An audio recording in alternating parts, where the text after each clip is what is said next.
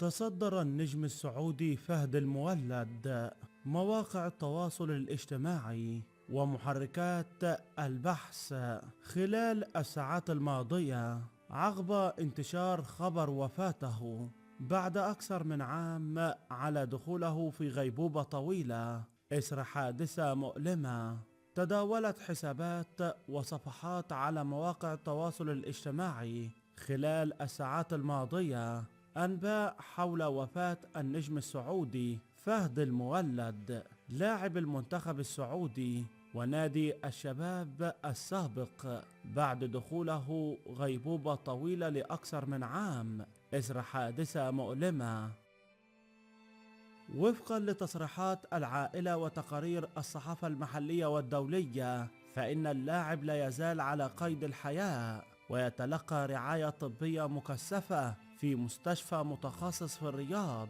بعد أن أصيب بإصابات بالغة في الرأس والرقبة جراء سقوطه من شرفة منزله في دبي في شهر سبتمبر عام 2024، ما أدخله منذ ذلك الحين في حالة غيبوبة عميقة. وأكدت المصادر أن جميع الأخبار التي تتحدث عن وفاة فهد المولد غير صحيحة ولا أساس لها من الصحة، وإنه حتى الآن لم تصدر أي جهة رسمية سواء من العائلة أو من الجهات الصحية في السعودية أو الإمارات إعلانا يفيد بوفاته، بل على العكس العائلة طالبت الجمهور بالتوقف عن تداول شائعات غير دقيقة واحترام خصوصيتها والدعاء للاعب بالشفاء.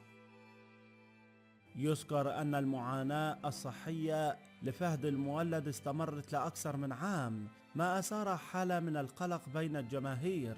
لكن الحديث عن وفاته لا يستند إلى أي دليل رسمي، وهو ما جعل صحفا سعودية وعربية تنفي المعلومات بسرعة وتصفها بالشائعات. تعود الواقعة إلى شهر سبتمبر عام 2024 عندما تعرض فهد المولد لحادث سقوط مأساوي من شرفة منزله في الطابق الثاني في دبي، مما أسفر عن إصابته بإصابات بالغة الخطورة شملت كسورا متعددة في الجمجمة والرقبة إلى جانب نزيف ومضاعفات معقدة في الدماغ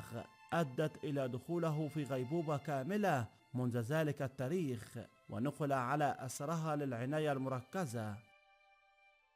بعد ذلك استمرت حالته الحرجة لأشهر طويلة ودخل في غيبوبة عميقة استمرت لعام وأكثر. في الفترات الماضية ظهرت بعض المؤشرات على تحسن طفيف في الحالة الصحية، لكن اللاعب لا يزال تحت رعاية طبية مكثفة ولم ينهي هذه المرحلة بعد. لم تكن هناك أي تصريحات رسمية تفيد بوفاته، بل بالعكس تم نفي هذه الأنباء من مصادر عائلية وإعلامية سعودية. خلال الساعات الماضية عادت أنباء تتحدث عن وفاة اللاعب السعودي فهد المولد، إلا أن تلك الأخبار لا تستند إلى أي تقارير طبية موثوقة أو بيانات صادرة عن أسرته أو الجهات الرسمية المعنية، حيث أكدت مصادر مقربة أن اللاعب لا يزال على قيد الحياة ويتلقى العلاج الطبي حتى الآن.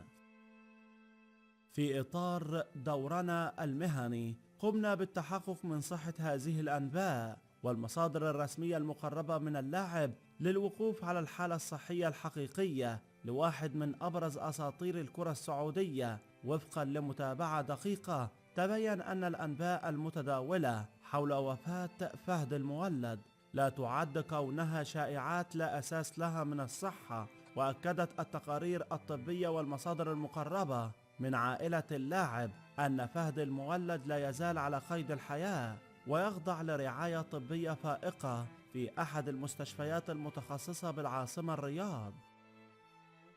أجرت جهات مقربة من اللاعب وأفراد أسرته تحديثات رسمية حول وضع فهد المولد، وردت بشكل قاطع على الأخبار المتداولة التي تزعم وفاته بعد فترة طويلة من الغيبوبة التي تلت حادث سقوطه من شرفة منزله في دبي قبل أكثر من عام. وقد أوضحت المصادر أن اللاعب لا يزال تحت العناية الطبية في أحد مستشفيات الرياض، وأن حالته الصحية لا تزال دقيقة لكنها لا تشير إلى وفاته، استنادا إلى بيانات نشرت عبر الصحافة والمصادر العائلية. لم يصدر أي بيان رسمي من الأسرة أو من الجهات الصحية في السعودية أو الإمارات يؤكد وفاة المولد، كما أشيع فيما تم التأكيد على استمرار تقديم الرعاية الصحية له وسط متابعة متواصلة.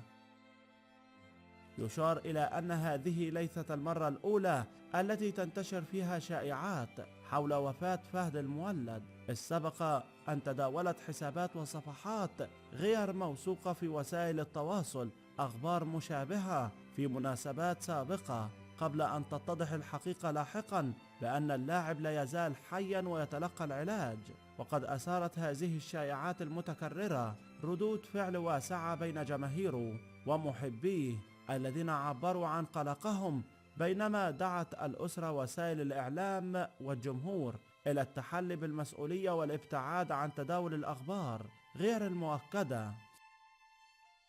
يعد فهد المولد من أفضل اللاعبين في تاريخ كرة القدم السعودية، وبدأ مشواره مع فريق الاتحاد السعودي وتدرج في المراحل السنية المختلفة للفريق حتى صعد للفريق الأول عام 2011. فهد المولد من مواليد 14 سبتمبر عام 1994، ولد في جدة بالسعودية، وهو لاعب كرة قدم سعودي شهير. لعب كمهاجم وجناح لصالح أندية بارزة مثل الاتحاد السعودي والشباب السعودي، كما مثل المنتخب السعودي في العديد من المحافل الدولية وشارك في تصفيات كبرى. يعرف بسرعته ومهاراته في المراوغة وأهدافه الحاسمة، ما جعله واحدا من أبرز نجوم كرة القدم السعودية في العقد الماضي.